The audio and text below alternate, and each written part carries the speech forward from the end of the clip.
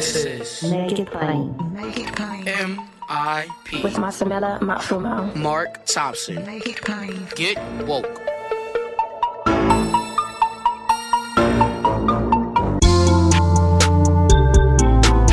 God bless you. Get woke. Folks, MIP is now COVID-free, meaning free to all subscribers as we navigate this pandemic. We're thinking about everyone, and we've got to get through this together. So for a limited time, no fee to subscribe to Make It Plain on your favorite podcast app.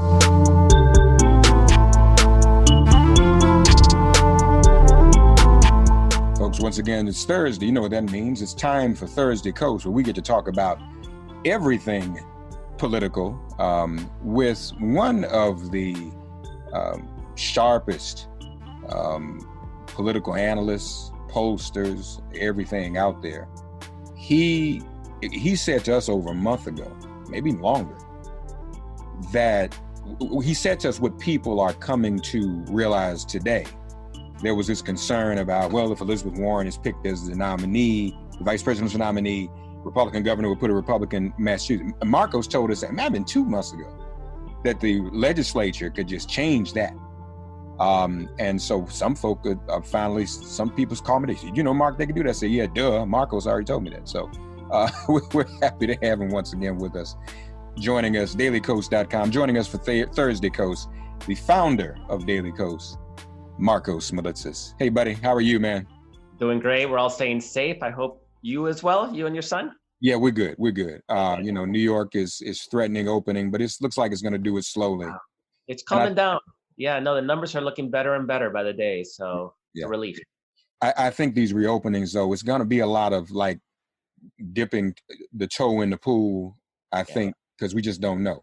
Refresh my memory. Now, where are you guys now in California? You all... I'm in the Bay Area. I'm in Berkeley. Yeah, I know, but I mean, where are you in terms of the reopening? Are you all... The governor has allowed some of the more rural states to more aggressively open up, aggressively being relative, I think. The Bay Area and Los Angeles are both much more stringent because we've borne the worst of it, particularly LA. And so they're being more cautious, but they're letting construction happen now. We just here in the Bay Area allowed curbside pickup at all businesses. So you still can't go in a store, but you can actually pick stuff up at the door. So little by little, it's cracking the door open, but we're still not allowed to congregate in any numbers. And I think we're definitely more cautious. We were more cautious from the beginning, and I think we may be some of the last people to quote open up. In the country because of that caution. Okay, well that's good. But I know they're talking about phases here. Have you all been given phase timelines and everything? Is there a date even? No, what they're doing is they just when they decide something can happen. So this curbside pickup at stores happened late last week, and there was no magical date. It wasn't the beginning of the month or anything, and there wasn't even any advance notice. They sent out the announcement saying, okay, now we can do this. And I think that's the way they're taking it. They're not putting themselves on any timelines. They're letting the science dictate when they'll take that next step. And I'm hopeful. I mean, it very much seems that the virus is very difficult to pick up outdoors, and even more so if you're masked. So I'm hoping that we can loosen up some of those outdoor restrictions a little bit more. So if nothing else, my kids can see their friends because they're dying. All of us parents with kids are like, you know. Right.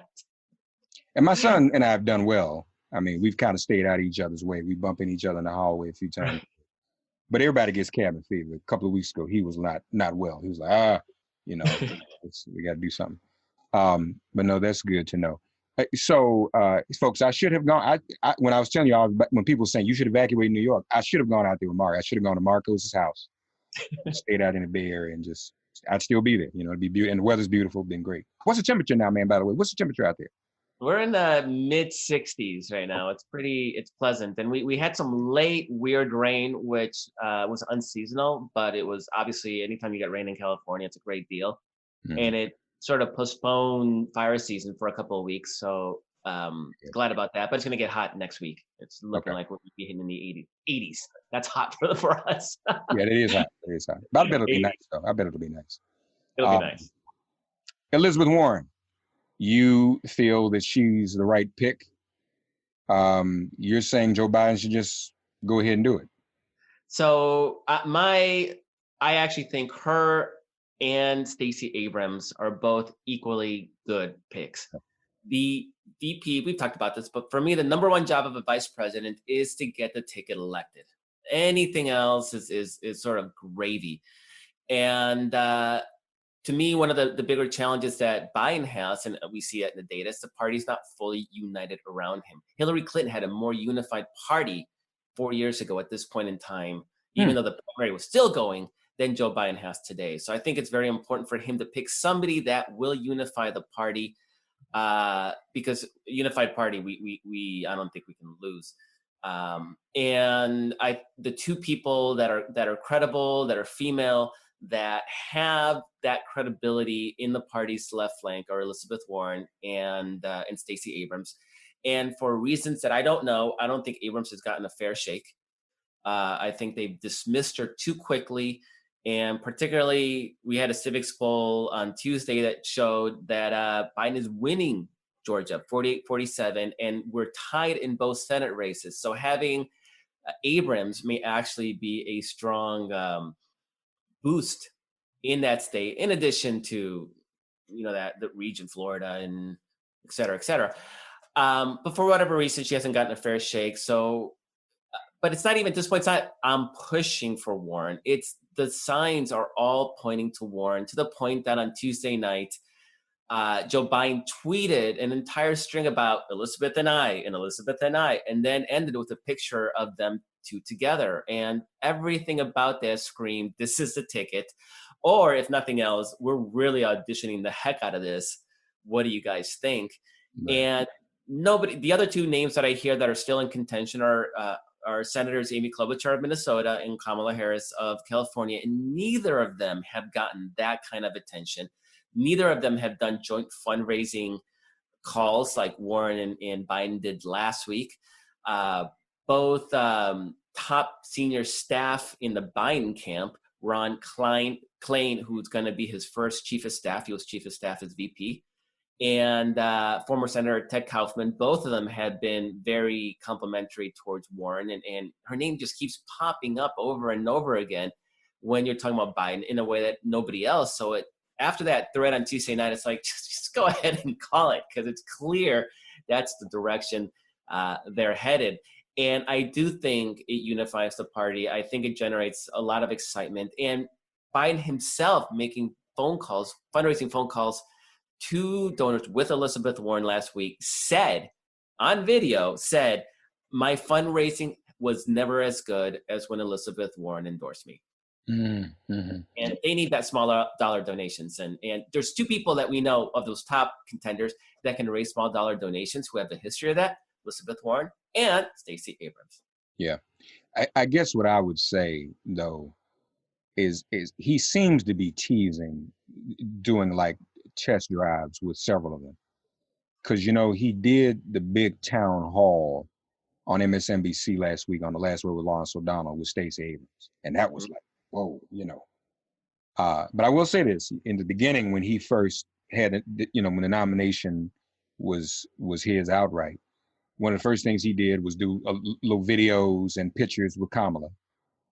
She then, through the DNC, was asked to and tasked to set up a joint fundraising thing with them and Biden. So it just kind of looks like he's trying to see, and I know some politicians do it anyway, they'll try an appearance with someone even to see what the reaction of the voters is. So to have done that with Stacey and Kamala, now Elizabeth, looks like he's trying things out. Now, I have not seen the fundraising combination Biden-Klobuchar yet. Not seen that, and not seen as many video appearances. So, we'll yeah. I'm surprised. Yeah, I'm surprised people say Klobuchar is still in the mix, because she has sort of fallen out in any of those discussions, as far as I can tell. And she brings nothing to the ticket that Biden himself already doesn't bring. Mm-hmm. His appeals that, working class, Pennsylvania. So I'm not sure why he would need somebody like Klobuchar. And I don't think she has any juice in Wisconsin and Michigan. She certainly didn't in any primary polling. But the Abrams stuff is cool. Everybody I talk to says she's out.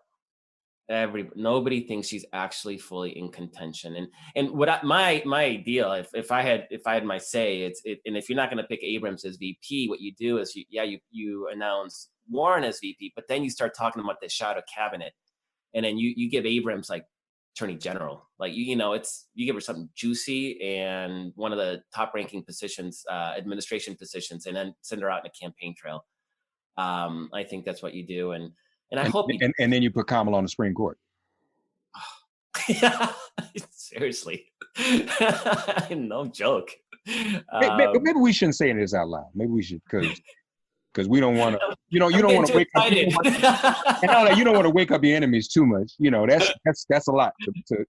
They'll really go crazy behind that. Yeah. So yeah, I hear you. Abrams on the Supreme Court would be fantastic too. Either one. We have so many great options. And it's a wealth of options. I mean, for Biden to sift through. So that's why to me it's the unify the party is so critical. And unfortunately, Harris doesn't do that. She doesn't have any real credibility in the parties left. Like I said, the two candidates that do are Warren and Abrams, and I would be ecstatic with either of them. Yeah. Now I'm intrigued about what you're saying. What is now sounding, because I hadn't thought about this before. What is sounding more attractive to me is what you just said about Georgia. Georgia. You put Stacey on the ticket. How long have you and I been talking about the viability of Georgia? Oh my God. Right. And you know what, Markos? See, I'm getting scared as we're looking at the Trump and everyone combating voting by mail. Jared, them raising the questions whether it's really going to be an election. It's going to be some funny business. You need someone who can really mobilize voters who otherwise might not be mobilized. Now, don't get me wrong. I love Elizabeth. I was with you from the very beginning. The ticket, Warren, Harris, Warren, we're good. Didn't work out that way.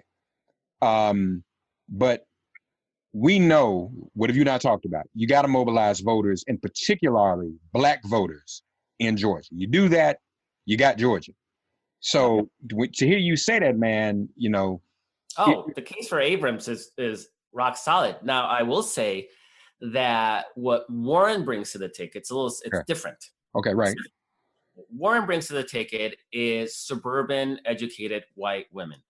That was her primary base. And Nancy Pelosi is Speaker of the House because of everybody, right? But suburban, educated white women were the one Trump demographic that flipped.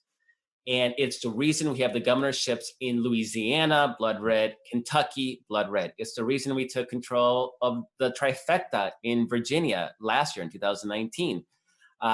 Those suburbs are absolutely critical. And you're looking at Bucks County in Pennsylvania. You're looking at I think they're called the 3 Ws, the Milwaukee suburbs, which actually helped win the Supreme Court race by 10 points when we've been losing races by or even winning races by 0.5% in Wisconsin. Those suburbs are switching hard, and she actually has juice there. So it's a different look than what Abrams brings to the ticket is. You would basically put her on this sort of circle where she'd hit Milwaukee, Detroit, Pittsburgh, Philly, Atlanta, Jacksonville, Miami, the Research Triangle, Raleigh, Durham, rinse, lather, repeat, right? And you just put her on that circle, and she'd be activating and bringing out that vote. Warren would be a little different. They're both base expanding strategies, and I don't think one's better than the other.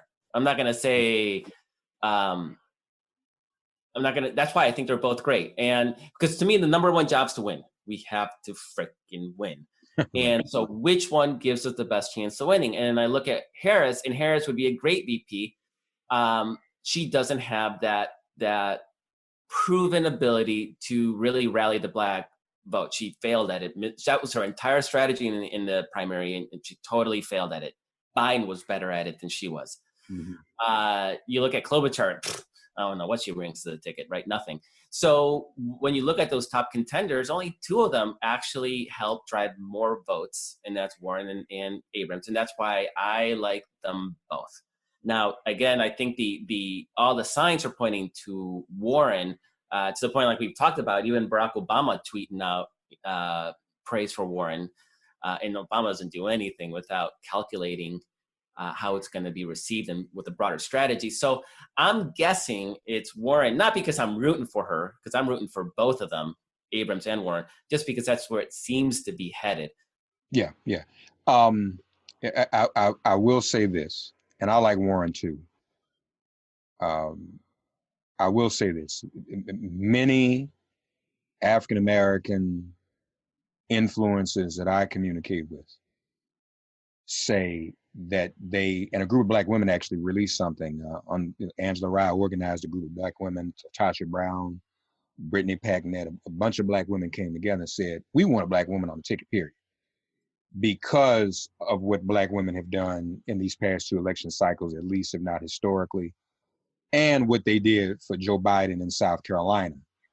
So I still think it would be, and he has to know this, it would be wise for the Biden campaign to handle that very, very carefully. There are even Black women who were with Warren, who I have spoken with and assumed they were advocating for Elizabeth to be the VP, but even they're saying, well, we're with her for the presidency, but now we want also a Black woman. Their position was they would support Elizabeth for the presidency, but if Elizabeth won the nomination, they would still want a Black woman. So I can't ignore the fact that is a very serious factor, even though what you are presenting is plausible, it makes sense on the surface. But the slightest thing that would make, what was it, a difference of 80,000 votes in 2016, that would make just 80,000 Black folk across Wisconsin, Pennsylvania, and Michigan stay home, or might, cause us to lose by a handful of votes in Georgia, is scary. So I just think we have to, that's why, if he picks Warren, that's why I'm really big on the shadow cabinet idea. It's we're gonna put, he's got to come out, he's got to say we're gonna put Black women, just Black people in general, but Black women in charge of top tier, cabinet positions, not like HUD or some, low level something, but it's got to be Secretary of State, it's got to be Attorney General, it's got to be, those are the top two, right?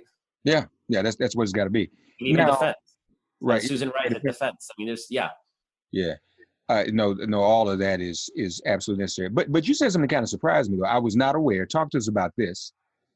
That the party is less unified with Biden than it was with Hillary? Yeah. So we're looking at, we've been at Civiqs, we were tracking the 2016 election. And so we have Hillary Clinton's favorables in that time with members of the party. And Joe Biden is running about 6-7 net points behind Hillary Clinton. And at this point in time, while she was still in the middle of fighting a primary with Bernie, and Biden, of course, is already done with his primary. So that is concerning. And if we dig deeper into the numbers, it is young Democrats that are really not sold on Biden. And a lot of that could very well be sort of sour grapes, because most of these people were Bernie supporters in the primary, but that was the same case in 2016. So there is, that is particularly concerning. And it's something that Biden campaign has to really, really work on for sure. Because keep in mind, right now, nationally, Biden's up about 8 points. He is winning in every single one of the 7 battleground states. And that's without having fully rallied youth support. So just imagine, we talk about what the Trumps are doing to try to delegitimize the results of this November's elections. If we win these 7 states by 1 point, 2 points, it's going to give them every opportunity to scream that it was stolen, right? But if they're winning these by 3 to 5 points because youth vote turned out, in addition to everybody else, it's a whole different story, and it makes it a lot harder for them to try to make that case that it was stolen. So it is going to be critical for Biden to narrow that gap.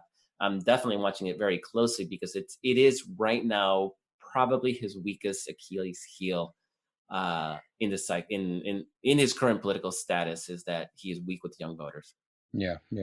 So got to pick that up. But you said Georgia is now very viable for us. They're 2 seats. Yes. So Civiqs went in, we did a public poll of Georgia, and we found that Biden is ahead 48-47. Now, I know there are people saying, "Oh, that's a liberal DailyKos," right? I mean, this is scientific polling. We're not putting our finger on the scale. But in case anybody's really that suspicious, there have been 3 Republican polls out of Georgia in the last 2 weeks. Every single one of them showing Biden up by a point. And those were Republican polls. So the Republican Party in Georgia clearly leaked those numbers because they're afraid that their party is taking Georgia for granted. Me, this is reality. Look, everybody, Georgia is legit a purple state. Doesn't mean Biden's going to win it. It means we have to fight hard for it, but it's at worst, it's tied. And just as excitingly, there are 2 Senate races in Georgia this year, and Democrats are tied or slightly ahead, depending on who the nominee is. We haven't had the primary yet. Tied or slightly ahead in those 2 races. Now, Georgia has this quirk that you need 50% of the vote to win. And if in the general election, if you don't get 50%, there's a runoff in January, and we always get crushed in the runoff. Our votes just drop off. And this is, by the way, this is very Jim Crow. I mean, literally, it's a system put in place to keep Black candidates from winning, to sneaking in because of a divided field. And it's worked. Actually, it's worked very, very, very well. And that'll be a challenge, that it doesn't look like anybody's going to get 50%. So we're going to have 2 runoff elections in January. We have to get our vote out because these are going to be 2 Senate seats that are going to be critical for what we can accomplish in the Senate. And Mark, I'm going to ask you, one of the candidates running in these races is Raphael Warnock. Are you familiar with him? Yes, I am. Yeah. From Ebenezer. Yeah. Can you tell me a little bit about him? Because on paper, he looks fantastic. Yeah, no, he's a good person. And a very impressive person, very intelligent, and he comes out of the civil rights tradition. So yeah, he'd be a good person if he can pull it off. And it's high time that, and I mean, why can't an African American? I mean, we almost had an African American in the Senate in North Carolina. I don't know if you've been watching The Last Dance, the Michael Jordan piece, because that came up. You remember Michael wouldn't take a picture with Harvey. Yeah. So same thing for Georgia. I mean, where we make up such a large portion of, I mean, is the African American electorate at 50% of the Georgia electorate? Is it? Close to it? It ought to be. It's so what I literally wrote it in the piece on the poll, and the numbers are escaping me. Okay. But it's white Georgians are about 88% Republican, and Black Georgians are about 96% Democratic. Sure. And if you look at the percentage of the votes, I think it's around 40%. Okay. Is where the Black electorate is. And Latinos are a growing population in Georgia. I think they're around 6 or 7%. It's kind of creeping up. And but of the Democratic vote in Georgia, the total, it's about 80% of it is Black votes. Yeah. So, I mean, that ought to work. It's high time that happens. No, Raphael's a good guy, for sure. So he's one of the best. He runs amongst the best of the Democratic candidates. So I'm pulling for him in the primary, which is next month. It's coming up, a couple weeks. Yeah. Well, that's good. Is Georgia going to do a vote by mail? Yeah. Good. Yeah. So Kemp is going to allow that. Yes. All At right. least in the primary. In the primary, right? Yeah. I'm not sure what's going to happen in the general. Trump is fighting vote by mail everywhere. Yeah. Even though he voted by mail. Right. That's different though. Right. It's okay for him to vote by mail, not the rest of us. Yes. It's just privileged white dudes like him. Everybody else who does it has to be, has to be cheating somehow. But, So it's just a really quick tangent. Is it shows how weak he knows he is. Like, if he thought he really had America behind him, he wouldn't be worried about digging up dirt on Hunter Biden or going after Barack Obama now or all these schemes. He would run on his record, but he has no record. So he is panicked, and he's fighting the ability of people to vote. That's weak. He is weak. I think they should subpoena Obama to testify. Let him sit up there for 17 hours like Hillary. I think that'd be a good thing, Markos. I'm hoping nobody shows up. Let Republicans get a little bit of taste of their own medicine. They didn't think they needed to show up, so why should any Democrats? Well, but I'm just saying, people will watch Obama. It would be fantastic. And hopefully he wouldn't be constrained by the office of the presidency. Just you have a little give and take. They say something, him say, "Oh no, this is what it really is," and I think that might mobilize us. Yeah. I think that would be a good thing. So, as I said at the outset, there are those who want to sabotage November altogether. You think there's any chance the election in November might not happen? It's constitutionally set, so I don't see how there is any avenue for them to move it. I don't even think the Supreme Court, just like it's constitutionally set that if you steal an election, there's no remedy for it. There's no do-over in the Constitution. We were stuck with Trump no matter what we found. Right. So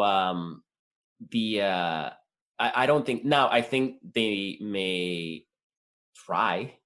I think they may make noise about it. I think they'll create, but a lot of it won't be. I don't think it'll be to actually try to delay it. I think it'll be create that certain uncertainty and sense of chaos that then Trump can use to delegitimize the results of the election. Now, again, I don't know, even if he claims he won and it was fraud, and of course there's no proof of fraud because there won't be. He has no remedy, just like we had no remedy when he got elected based on Russian meddling. But he'll try. I mean, they'll do everything they can to delegitimize Joe Biden next year so that they can try to harm him and try to win back Congress 2 years from now, right? I mean, it's the same game they pulled on Obama, just amplified a million times because now it's Donald Trump in the White House. And he's not bound by any notion of decorum or tradition or history or anything at all. Yeah. It's one other thing about Georgia. In a tragic way, I still think people will be mobilized in Georgia by the Ahmaud Arbery case. Those types of things tend to, because you want to do something. Yeah. And there's a level of helplessness. And so when there's nothing else you can do, then you vote. You do everything you can to vote. So I'd like to think that that's going to make a big difference in Georgia as well. Georgia's could be a very important. I mean, that could be a very important focus in Georgia. I fully expect Stacey Abrams to be really engaged, whether she's on a ticket or not. That's been her fight for the last 2 years since she was basically robbed. She should be governor of Georgia. Right. She was robbed. And there's no reason for her to stop that work. And like I said, I hope that she's doing it from a position of I will be on the cabinet as, maybe attorney general but it is, I really love the work that she is doing. It's God's work. And Georgia should not be a red state. It should not even be a purple state. It should be a blue state. If we had the turnout we need in the Black and Latino community. When Stacey started running, there were 700,000 unregistered African Americans just in Metro Atlanta alone. And of course, Georgia has a lot of rural Black residents who aren't usually targeted in these kind of voter drives. So there is a lot of people that should be voting who, for lots of historical reasons and willful suppression, haven't had a chance or haven't been pulled into that process. And that's what Abrams has been doing. I know she registered a couple 100,000 in her gubernatorial bid, and it almost was enough to overcome the margin of fraud. and she hasn't stopped. She hasn't stopped since then. So that's the kind of work that we need to do in Georgia. And I'm telling you, South Carolina is the same way. South Carolina should be a purple state. Texas, with the Latino community, should be a blue state, should be a solid blue state. So we have a lot of work to do with these marginalized communities in some of these states. And if we do that work, and this is what really pisses me off about a lot of the progressive movement's white billionaire donors, is that they're not putting money into those communities because they don't understand that it's not their people, right? A lot of them are putting money still in trying to win back farmers. Like, no, this is the game. There is no Republican, there's no viable national Republican Party if we flip South Carolina, we make Georgia solid. We lock down Florida as well. We have 2 million now enfranchised felons able to vote. We've been losing elections by 50,000 votes, 30,000 votes. Let's get these people registered. Right. And in Texas, I mean, there's not much of a national Republican Party if those states turn solidly blue. And we only do that if we rally and engage and motivate and activate those marginalized communities in those states. And I mean, we're seeing Stacey Abrams is showing us what happens when you really focus and dedicate energy into getting people into pulling people into the political process who have otherwise been disenfranchised. Couldn't we also add Mississippi to that list? Mississippi, man. So 40% Black population. The white vote in Mississippi is 92% Republican. So it could very well be, if we had maximum Black turnout and we made some inroads into that white vote, yeah, it could very well be at least a purple state. Because, Mike Espy is running again for Senate. When you get him in, I'd love to hear what the numbers are in Mississippi if you all get a chance to take a look at it. But yeah, all those states, we would activate everyone in the way they should be. They would at the very least be purple. But as you said, many of them shouldn't even be purple. So that's real. Markos Moulitsas, founder of DailyKos.com, the largest online progressive community, and also hosting his own YouTube show, The Brief, which airs also, does it air on Thursdays too? It airs on Thursdays, yes, later today. And Mark, I don't know how you do this every day. Me doing it once a week. And it's only 30 minutes. It's a lot of work. Well, but think about it. When I was still on terrestrial radio and whatnot, at one time in my career, I did 4 hours a day live on air. So this is a big, and I've had to get used to doing less in the podcast world. But yeah, I used to do 4 hours a day, man. So, it's not too bad. It's not too bad. Folks, check out The Brief on YouTube with Markos. Last week he did do a show on the Ahmaud Arbery case. Thank you, buddy. As always. Yeah. Enjoy that weather. Thanks. All right. Have a great weekend. All right. You too, man. God, you are our refuge. Send our ancestors to guard our doors. Cast out this virus from our communities and our bodies. Heal, bless, and protect everyone listening and their loved ones. Thank you for listening to Make It Plain and Get Woke. Remember to listen, like, and subscribe on Apple Podcasts, Spotify, and wherever you get your podcasts. If all minds are clear, it has been made plain.